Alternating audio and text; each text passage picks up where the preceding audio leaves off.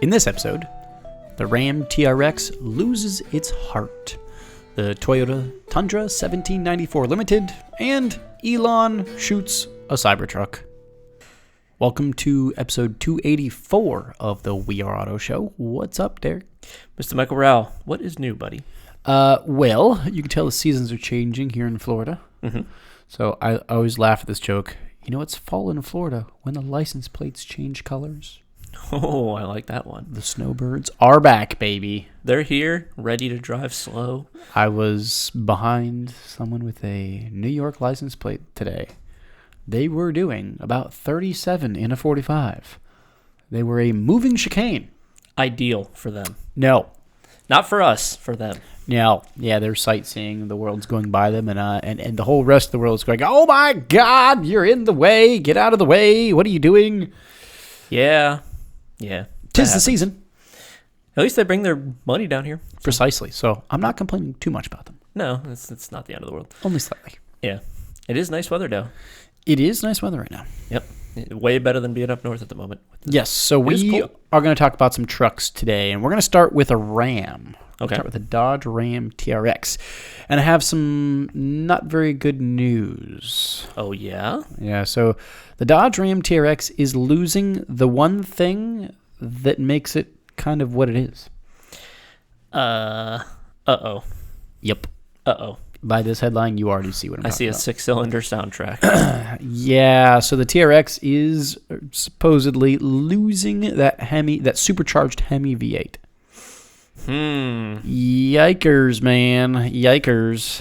That's one of the, vehicles that kind of had to keep that around. Yeah, you can't put a non-Hemi in the TRX. No, it's the top of the line truck. Like, of all the vehicles to take a V8 out of, even like Mercedes and BMWs and all that kind of stuff, a top of the line truck Kind of has to keep that. Yeah.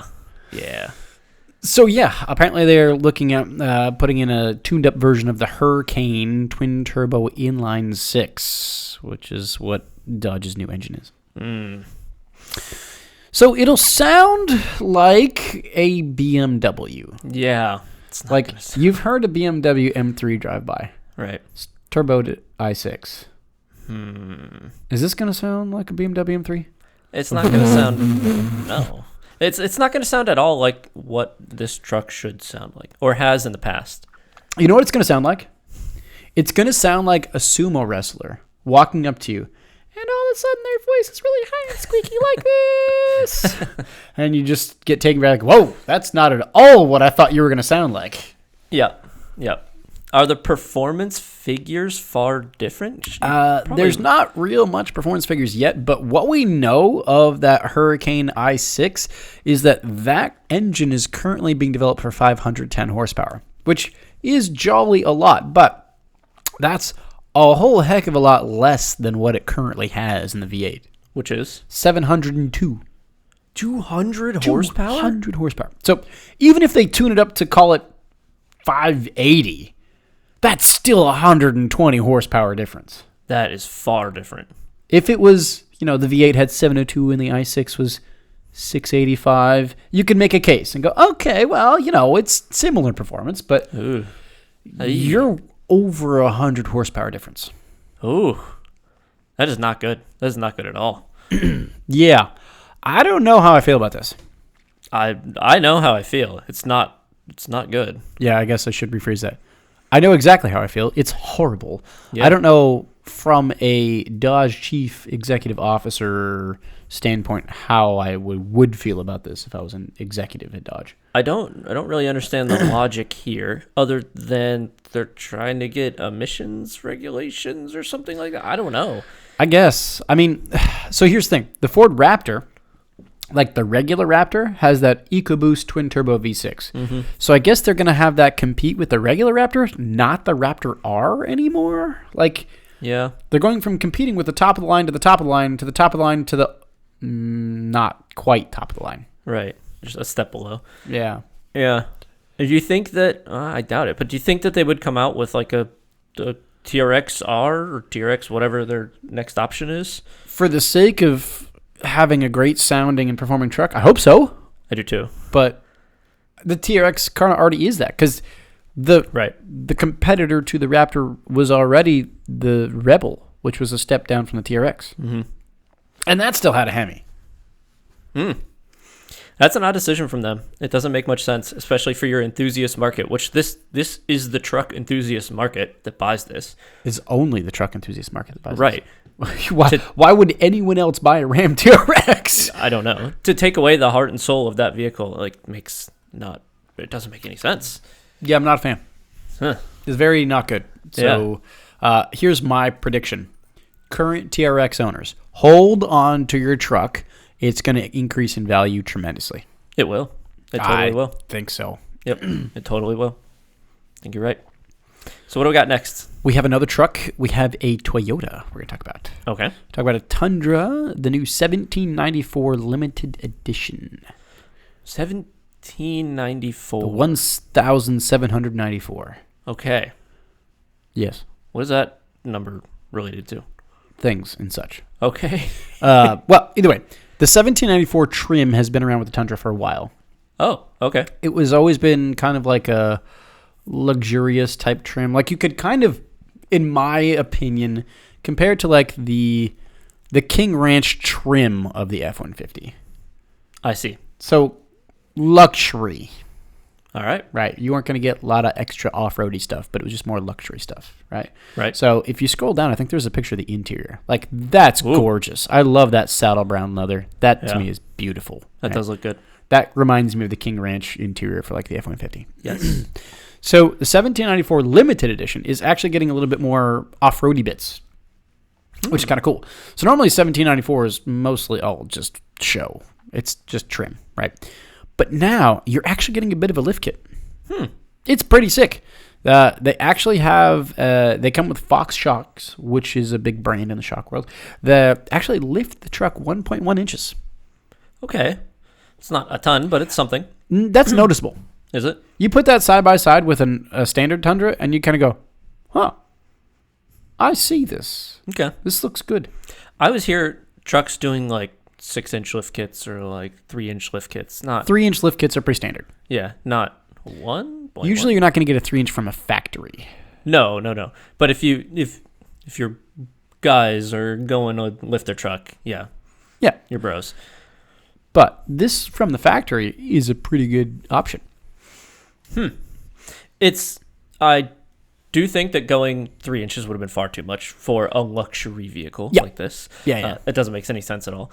But going 1 is kind of odd. If the point of this trim is to be luxurious, clearly from the interior photos it does look it, why do suspension at all, I guess is my question. Because the guy that wants to buy this truck also wants it lifted. By 1 inch? Yeah, that would make a difference. Yeah? Yeah. It's going to look a hell of a lot better. That 1 inch, believe it or not, is... I knew eventually... Oh! I knew eventually it'd come up. Ladies, 1 inch is huge, okay?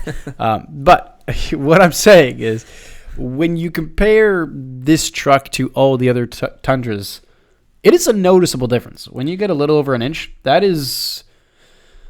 It sounds like what we're talking means like nothing, but... Yes. To be honest, the buyer of that truck, that's going to mean something. I'm sure if you put them side by side, it would be clear as day. Not even side by side. I think just on its own. Really? Yeah. Yeah. I don't know. I think I understand why they're doing it. I understand the lifting idea of it or the better suspension idea. I think that the shocks are good. You could probably just put the Fox shocks on it without even having to do much of a lift on it. Yeah. And it would that fits the luxury aspect. I'm sure the damping is better. It would probably be a smoother ride in general. Yes, but you're buying a truck, you want it lifted. Then you go bring it to the shop and you get a 3 to 6 inch lift kit on it and you become the brodozer guy. No, but then you get it from factory. No. This is not brodozerable. I mean, it is, but it's not. Okay. I don't know. I'm in this truck world. I don't know if this is the kind of vehicle you would take to do that. What, to go get super modded? Yeah. No. This is the truck that you would buy like this, put some different wheels on it, and you're super content. Okay. Like that, to me, I'm a Toyota truck guy for sure. Mm-hmm. I borderline think I would take that over a TRD Pro. Really? Yeah. The interior alone does it for me. Yeah. I mean, the interior is awesome. Because the thing is, TRD Pro is not known for its luxuriness. If I want something that's strictly off-road, I'm not getting a full-size truck. I'm getting a Tacoma. Because a full-size truck is too big for trails that you're going to take it on. If you want something strictly off-road, you're either going to get a Tacoma or comparable, or you're going to get a full-blown Raptor R or TRX before they drop the V8. You're ditching Toyota and going somewhere else. Something wild. Yep. So for me, the answer is this over pretty much any of the other trims. Okay. I see the appeal of it. I think it's a neat idea.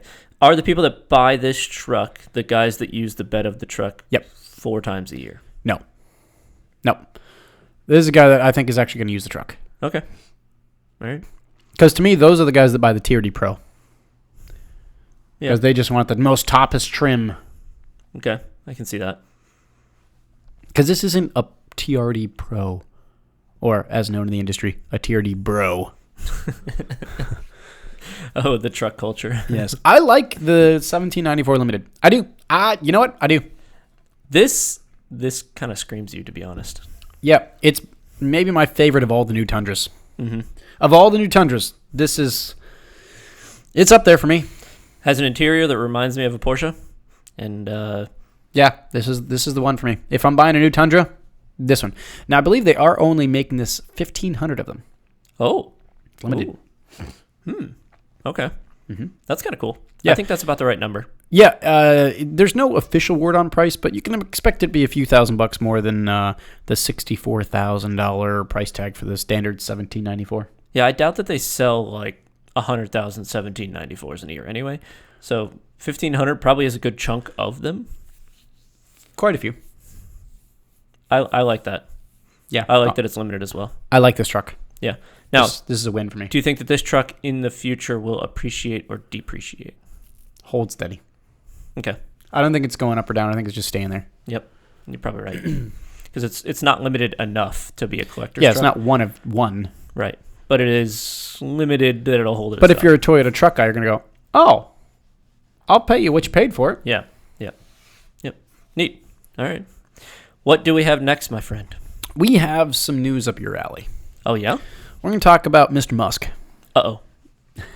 So you may have seen some news floating around the internet that Mr. Musk has decided to unload the entire drum magazine of a Tommy gun into a Cybertruck. He did. He did shoot a Cybertruck. Yes. That's a very Elon thing to do. I love it.